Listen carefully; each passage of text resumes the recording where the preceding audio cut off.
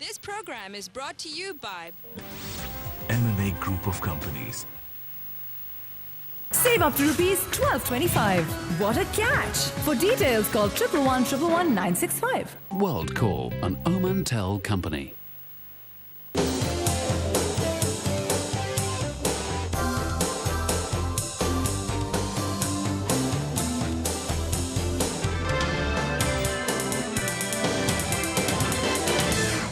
Welcome back. हम बात करें एफबीआर परफॉर्मेंस पे और हमने हिस्टोरिकल बेसिस पे ये बताया कि ये वही इलाका है जहाँ से अंग्रेज़ों ने 190 साल में 8000 बिलियन सरप्लस कमा के गए। नेमतुल्ला मलिक साहब जो कि डायरेक्टर कस्टम में हमारे साथ हैं, उनका ये कहना है कि बिल्कुल ये बात सही है कि अंग्रेज़ों के दौर में इस इलाके में सरप्लस बजट हमेशा हुआ करते थे और उनके जाने के बाद से ये मुकमुका का निज़ाम जो कि अंग्रेज़ों से आने से पहले भी था, अहमद रज़ा ख़ान का हमने जिक्र किया जो कि लास्ट गवर्नर थे बंगाल, बिहार, उड़ीसा के under Sirajuddaulah governor finance minister थे। उनके टैक्स कलेक्शन को अंग्रेज़ों ने 10 साल के अंदर 10 गुना कर दिया due to honest officers. Malik साहब यही कह रहे हैं कि हाँ, ये honesty is the main issue. अगर ऑफिसर्स नॉन पॉलिटिकल हो, वो कह रहे हैं कि पॉलिटिकल बेसिस पे अपॉइंटमेंट होती है, फिर उसके बदले में वो ऑफिसर जो है उनको बेइंतहा मुराद देता है जो भी अपॉइंट करता है उसको, और somehow the other tax is not collected in Pakistan. एक फिगर मैं अपडेट देता जाऊं कि अभी जो हमारे पास फिगर्स आ रही हैं, मलिक साहब का ये कहना है कि टैक्स बढ़ने के बजाय घट रहा है और बिल्कुल वो सही कह रहे हैं। हमारे original target for this year was जो लास्ट ईयर हमारी कलेक्शन हुई थी वो हुई थी 2381। उसके टारगेट को हमने कम करके फिर किया 2231 बिलियन और अब उसको मज़ीद कम कर दिया हमने टारगेट को 2190 बिलियन। यानी कि ये मुसलसल जो है ना, हम अब टारगेट को नीचे लाते जा रहे हैं और क्योंकि हम मीट नहीं कर पा रहे हैं और टैक्स बढ़ने के बजाय घटता चला जा रहा है। इसी पे मैं मलिक साहब से कंटिन्यू करूंगा। मलिक साहब थोड़ा कंटिन्यू करें कि what are the fundamental problems. क्यों आपने बहुत अच्छी निशानदेही की एक पर्टिकुलर आइटम की, कस्टम की, आपने वहाँ पे जहन को भी इस्तेमाल किया, ऑनेस्टी को भी इस्तेमाल किया और पकड़ लिया कि एक आदमी आउटपुट इतना है, इनपुट इतना कम कैसे है, उससे आपने पकड़ लिया।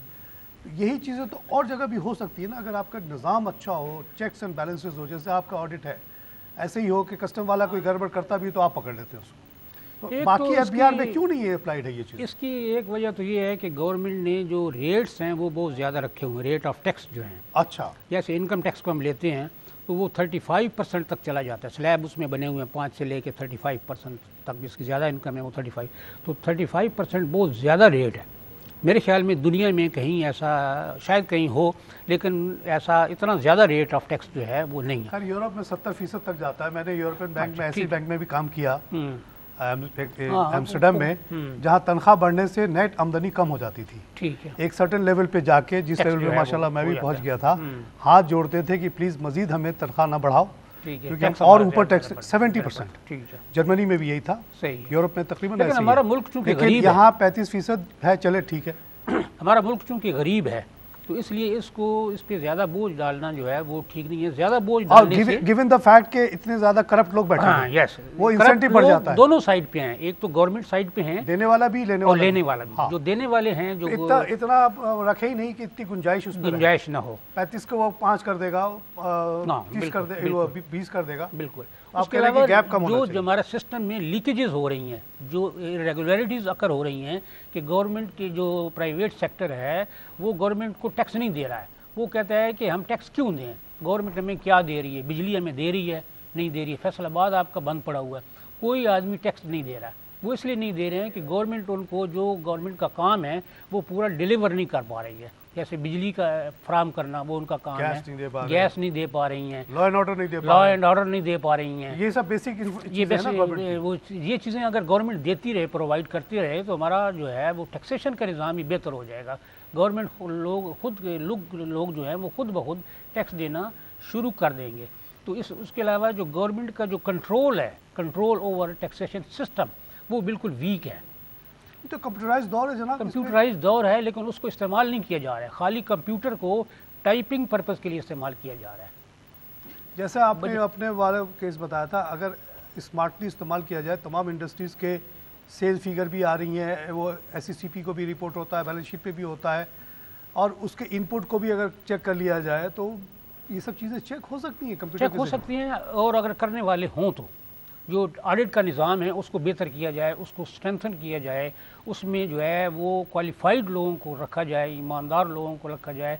इस तरह जो टैक्स मशीनरी है उसमें ईमानदार लोग हों, क्वालिफाइड लोग हों, और वो इस चीज़ को देखें, तो ये जो है वो बेहतर। जैसे अब हम इनकम टैक्स की मिसाल लेते हैं, सेल्स टैक्स में ये है कि गवर्नमेंट ने इनपुट का निज़ाम राइज किया हुआ है। अच्छा। इनपुट से मुराद ये है कि जितना आपने टैक्स पे करना है, 100 रुपया सपोज पे करना है, तो 90 रुपया आपने परचेजेस कर लिए 90 रुपये की कस्टम स्टेज पे या लोकल स्टेज पे, तो वो जो बैलेंस 10 रुपये बचेगा उस पर आपको टैक्स देना है। तो अगर ये गवर्नमेंट इनपुट इससे इनपुट को ख़त्म कर दे तो आपका टैक्स का जो वॉल्यूम है वो बहुत ज़्यादा बढ़ जाएगा।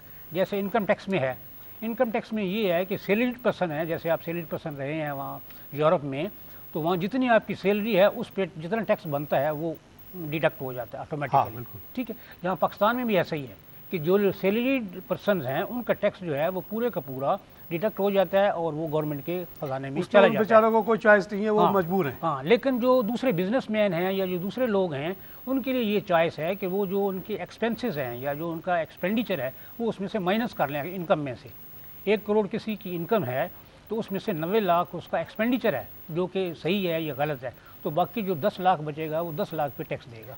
अच्छा, ये बहुत बड़ी अनॉर्मली है। हाँ, ये अनॉमली है, इसको रिमूव किया जाए, ये लीगली अच्छा, है। वेस्ट में ये सिस्टम है, कनाडा से लेके यूरोप तक, वो ये है कि आप जैसे जो लोअर क्लास के लोग हैं, लो इनकम वाले, जो दुकान पे खड़ा होकर आवरली बेसिस पे भी काम करता है ना, उसकी भी 30% टैक्स है। मिसाल के तौर पर कनाडा में बिल्कुल आपने 100 कमाया, 30 रुपये वहीं विथ होल्ड हो गया, सही। 70 रुपये आपको मिल गए।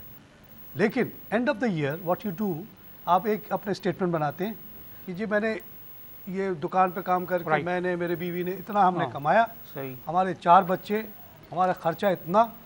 आपने साबित कर दिया कि आपकी जो आप टैक्सेबल नहीं थे लेकिन आपने टैक्स दे दिया, विथ होल्ड तो हो गया ना वो। तो बिल्कुल आप उस पर आप टैक्स रिटर्न जो वहाँ होता है, मेजॉरिटी 80% लोगों के लिए कनाडा में जुलाई का महीना बहुत बड़े खुशियों का महीना होता है, जश्न का महीना होता है।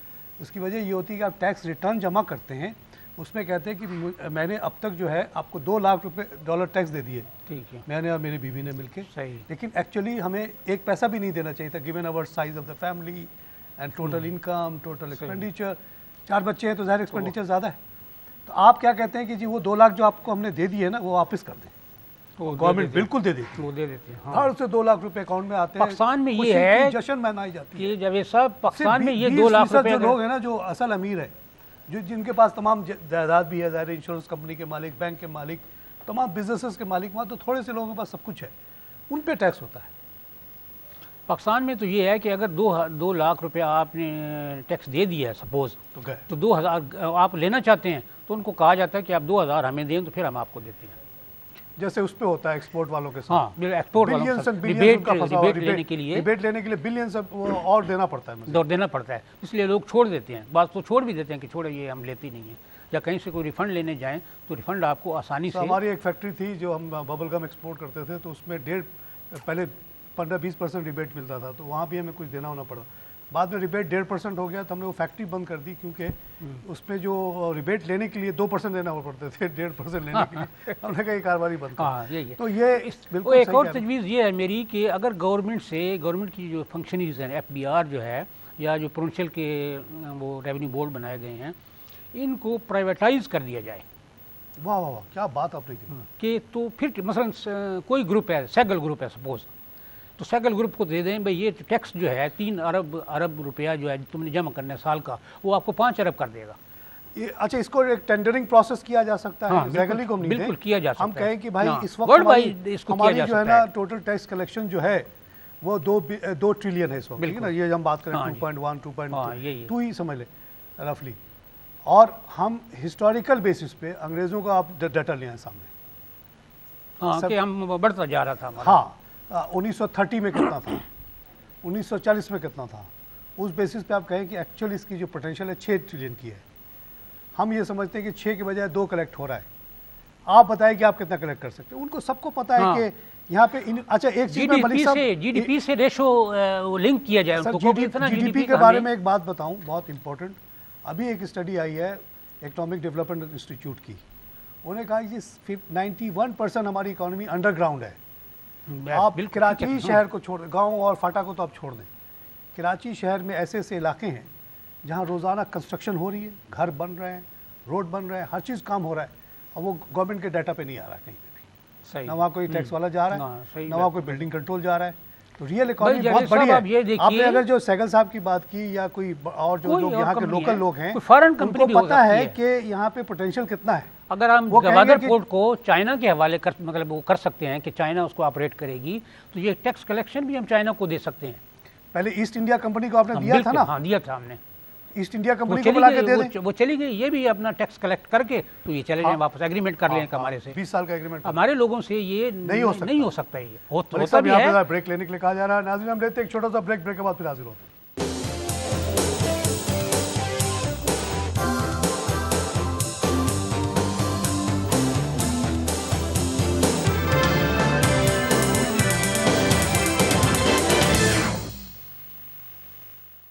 This program is brought to you by MMA Group of Companies. Save up to rupees 1225. What a catch! For details, call 111 111 965. WorldCore, an Omantel company.